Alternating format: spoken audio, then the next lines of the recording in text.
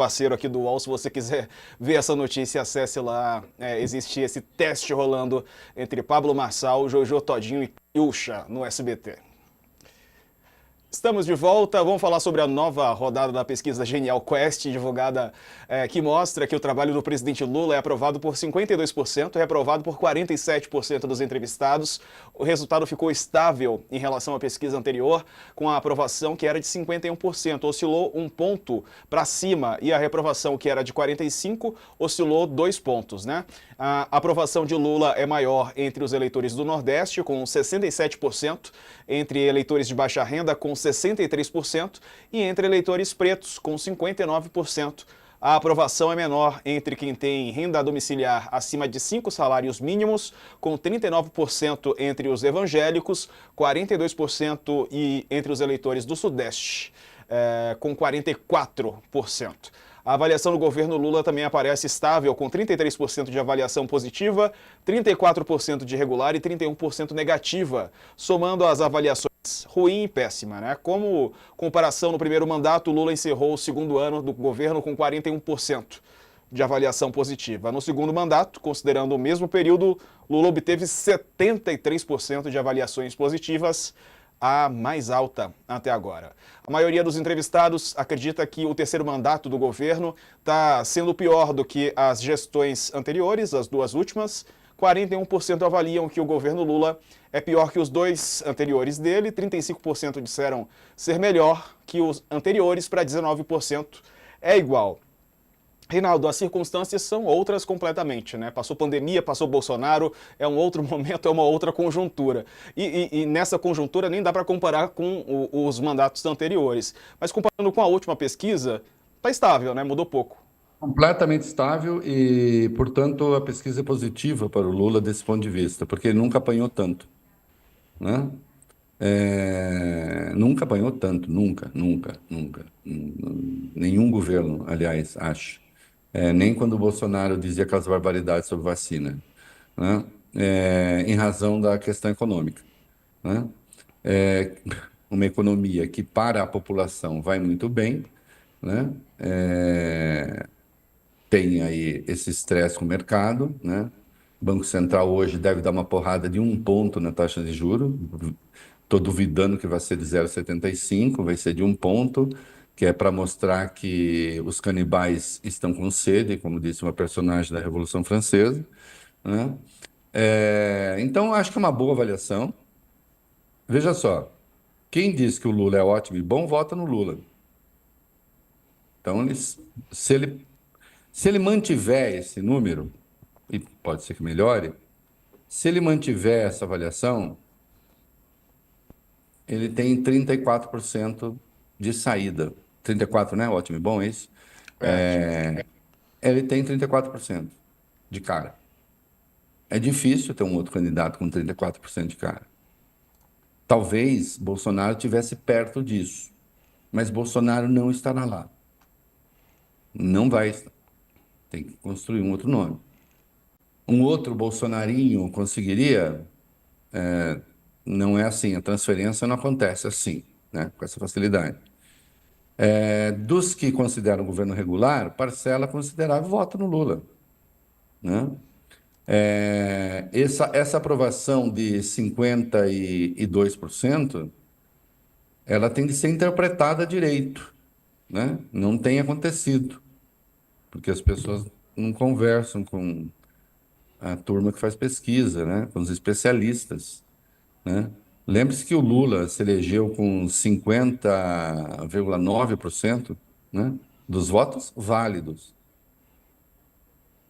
O Lula se elegeu com 50,9% dos votos válidos. Ele tem aprovação de 52% do total dos votantes.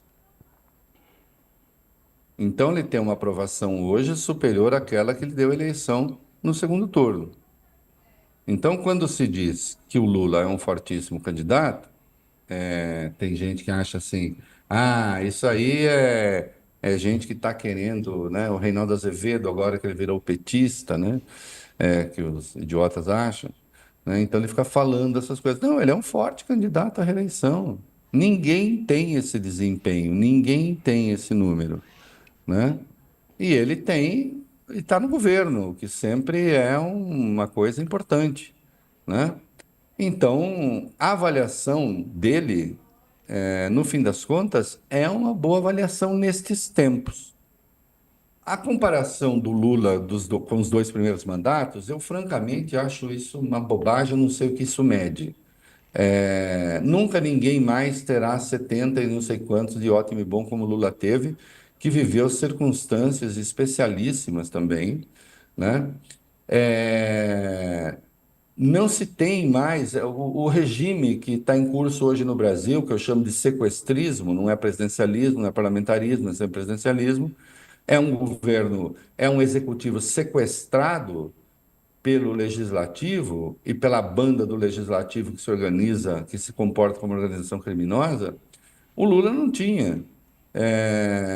Lembre-se, meu querido Diego, você era muito mocinho, menino ali, de calcinhas curtas ainda, mas não havia, não Quando? havia, não havia primeiro mandato do Lula, você Ah, tinha que sim. idade? Então, Tinha 12 anos, 12 anos. 12 anos, então. O tio Rei já tinha 14. É, não havia, não havia emenda, execução obrigatória de emenda nos dois primeiros mandatos do Lula. Não havia. A execução obrigatória de emenda nem no primeiro mandato da Dilma. A execução obrigatória das emendas individuais começa em 2015. E a Dilma cai no ano seguinte, né? Pressão do Congresso, ela estava fraca, conseguiu. A das emendas de bancada em 2019, com Bolsonaro, que ele arranca isso de 2019 para 2020 para não cair e faz o acordo com o Arthur Lira. Hum? E depois vieram com as emendas de comissão que meteram o goela abaixo do Lula agora, porque também tem um Congresso hostil. Então, essa folia do Congresso ter 50 bilhões para torrar, o Lula não tinha nos dois primeiros mandatos. Isso não existia. De lá para cá, o Congresso sequestrou o orçamento e criou dificuldades terríveis. O Lula poderia, você imagina, se você tem 50 bilhões a mais para jogar na conta do superávit ou do déficit, a sua vida muda, né? Como presidente da República. Né? Então, era outra coisa, né? Era um outro momento. Redes sociais também tinham uma outra dimensão. A extrema-direita, uma outra organização. Hoje o país está muito mais, não polarizado, o país está muito mais fragmentado. É. Né? Então, essa avaliação que ele tem, aliás, é uma das melhores avaliações dos governantes mundo afora. A avaliação dele está muito boa. A Sim. avaliação dele está muito boa e ele está muito competitivo. Né? Eu sei que a extrema-direita odeia que fale isso, porque fica parecendo que se eu falar, o Lula vai ganhar a eleição. Não, não vai. Eu falo isso, aliás, a extrema-direita fica com mais ódio ainda, né? Fica mais reativa ainda. Então não é de eu falar isso que o Lula ganha ou perde a eleição, mas eu acho que essa é a realidade. Agora, se você perguntar, você acha justa essa avaliação? Não acho. Não acho. Acho que o governo é muito melhor do que essa avaliação. Mas o que eu vou falar para o povo? Deixa de ser justo? O povo é povo. Né? Eu não vou Cada, tirar é, não vou cada tirar um o direito do. tem a sua É, avaliação. É. não vou tirar o direito de o povo votar, né? Ou de julgar. Né? Às vezes faz besteira, várias vezes já fez, mas é do jogo. Democracia é isso aí. É isso aí. Aceita quem perde, né? Vai para casa e daqui a 4 anos tenta de novo. Pelo menos deveria ser assim.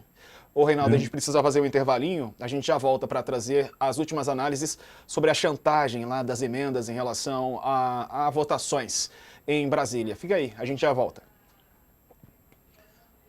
Bom, Reinaldo, é isso, né? E eu acho que os próprios partidos de direita e de extrema direita e os possíveis postulantes a esse cargo, eles têm plena noção disso que você está falando, né? Eles próprios dizem que o presidente Lula, em circunstâncias normais, caso esteja na sua situação boa de saúde, é o favorito, tanto que Tarcísio pode nem arriscar para não queimar a largada, né, o Reinaldo? Eu acho que não arrisca. Se a coisa ficar assim, congela aqui. Bom, a situação se deteriora demais e tal. É, lembrando que o Banco Central vai dar pancada no juro, não sei o quê. Isso aqui vai ter efeito daqui 1 ano e meio, é que começa a ter efeito. O efeito não é imediato, né?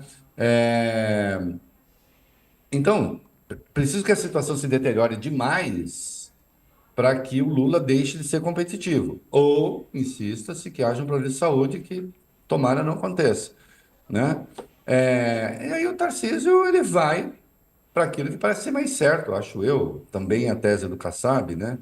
Seu secretário e conselheiro vai para a reeleição em São Paulo, onde ele não teria nenhuma dificuldade, pelo menos nas condições de agora. Não sei se a polícia dele continuar a matar as pessoas assim como está fazendo, né? Os maus policiais, estimulados por discurso dele, do Derrite e companhia, não sei se isso tem algum impacto, mas a gente sabe, a extrema-direita costuma usar os cadáveres para ganhar votos, né?